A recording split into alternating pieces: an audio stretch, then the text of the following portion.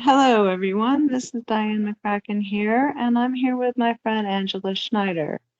She is a friend that I have made through the online CCI community, and she has struggled and fought and won um, through a number of years with dealing with the whole journey from symptoms to diagnosis to treatment. And she's here today just to tell us a little bit about her story. I thought I would just let Angela tell us about her experience, really, maybe from onset of symptoms to diagnosis and treatment.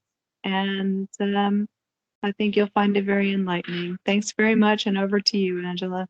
Okay, Diane. Okay, we'll try to do the shortened version of 6 years in the making. Back in 2015 in October, I woke up with tingling in my head. I felt like it was a burst of little nerve things going off, and it went right to my arms. Ears were ringing.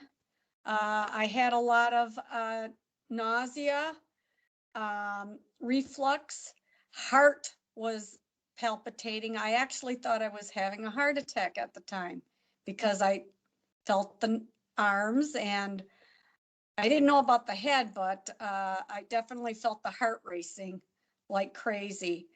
But of course, I was totally misdiagnosed. They sent me with acid reflux crap, sent me home. And what it was is as soon as I sat up, I got more stable. Unlike Diane, she needs to lay back. I need to be perfectly upright. And I try to find that sweet spot to keep my head on. It took my Atlas chiropractor to find me someone who could help me, and told me that it was my Atlas that was probably causing all my issues. But before that happened, we ended up finding that I had 2 bulging discs, which I think may have happened a couple years prior to when I fell. And it was just a slow, very slow, methodical thing. And that's why I didn't think of the fall when they asked me in the hospital. And what it came down to is I feel it all in my eyes. The first thing I always remembered is I was vibrating. My whole body was vibrating. Everybody tried to talk me out of the idea that I was vibrating, but that's what I was doing. Then I finally did have to have a surgery because they couldn't get the bulging discs back into place with physical therapy. So that was my first incision here. They said I would get better quickly. It was going to be no problem. What ended up is I had then an emergency fusion less than 6 months later. The vibration went crazy when I was mowing the lawn. And I literally felt like I was dying. Everything was shutting down. I felt my whole innards shutting down, and the ears, and I mean, everything was going off so much that I couldn't even tell them my symptoms because it was so crazy. I just said, I'm dying. And you can feel that, you know that. They did an emergency fusion on me. They found that the first surgery and probably my moving around and physical therapy ended up giving me spinal stenosis, which they found I was born with, but that surgery made it worse. So then I had the fusion, but every time they did physical therapy on me, I got worse. And everything from my arms to I could not move. I was pretty much sleeping for the first 3 years upright in a sitting position, well, with my knees, like you sit on your knees and you go forward, and I'd put a pillow, and that I would sleep for about an hour and a half before everything would go off in my head again with the electrical. And it was not fun. I was definitely sleep deprived for 3 years. And I did feel like my body was shutting down, the heart, everything was just going crazy, and the vibration was awful. Losing muscle mass because movement of any sort, including talking, smiling, literally, you felt like breathing and movement was just pain, very painful. And I had PTSD trying to go to sleep because every hour and a half, everything would shift. Well, of course, it was the atlas going off. When we figured that out, I got finally found someone who could give me PICL, and that is stem cells. He was able to figure out how to get to the atlas through the mouth. I was the first person that was done with this procedure. And so I was a guinea pig, but I had nothing to lose because I was looking for somewhere to die because I could not live this way. Nobody could live this way. It was pure torture. But he was willing to help me out. And I said, I've got nothing to lose. You're the last one. Everybody sent me home to die. And he had to go about me very slowly because you couldn't touch me at all. So he had to do slow, it's called PRP with the blood work, which is a type of healing process, because there was so much messed up on me from years of sitting and atrophy, and they weren't even sure if my ligaments were weakened by the surgery because they gave me an antibiotic that might have weakened all my ligaments, and there's no way they can test for that. So I first had the 2 sessions where it was just the PRP, and I felt a little more stable. At least I wasn't falling apart, and I had some hope, and people could at least start touching me. From that point on, I had 2 PICLs done and he couldn't take any x-rays to see if that's actually what I had was atlas, but he said all my symptoms were those.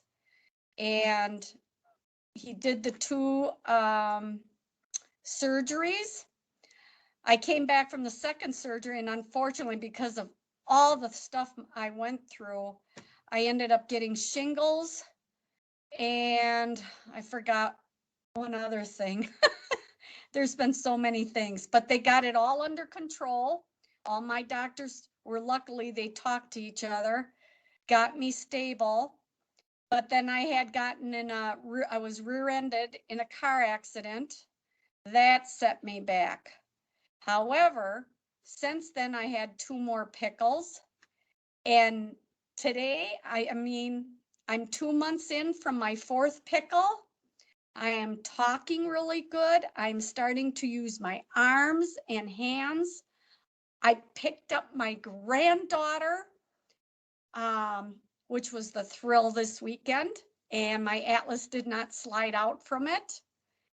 And I feel that I am getting more stable. I have severe TMJ, and TMJ goes along with the atlas. They are so closely to each other. It's like the chicken and the egg, and they can't tell you which one came first, but you have to address both of them.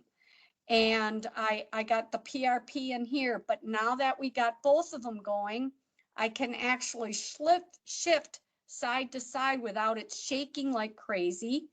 I can talk more without getting too flushed, or my crips, which is a whole nother thing, being agitated. I can talk much longer. I can smile. I can laugh. I'm eating nuts. I'm chewing meat. So it was such a slow gradation of getting better. But now I feel like this last one, I feel like it's starting to really roll because it's only 2 months in and I can't believe all that I'm doing already. So there's a lot of hope out there. The problem is trying to hang on. And being the first person with fusion and hardware and actually helping is a testament to PICL. I was actually the 33rd person to have this done of anybody doing it. And that means people who don't have hardware and fusion. So I'm the guinea pig and it's working, people. Just got to hang in there, Diane.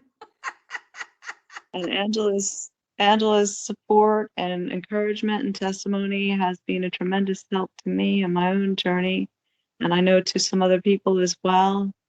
And just to clarify a couple of things that Angela's talked about today, the atlas is C1, or the top joint of your neck, and for a lot of people with craniocervical instability, the atlas is moving all over the place, or it's just sort of stuck in a really bad place, which makes the brainstem compression and problems associated with the medulla and all of the things that the medulla does that are going wrong. It keeps your head on straight.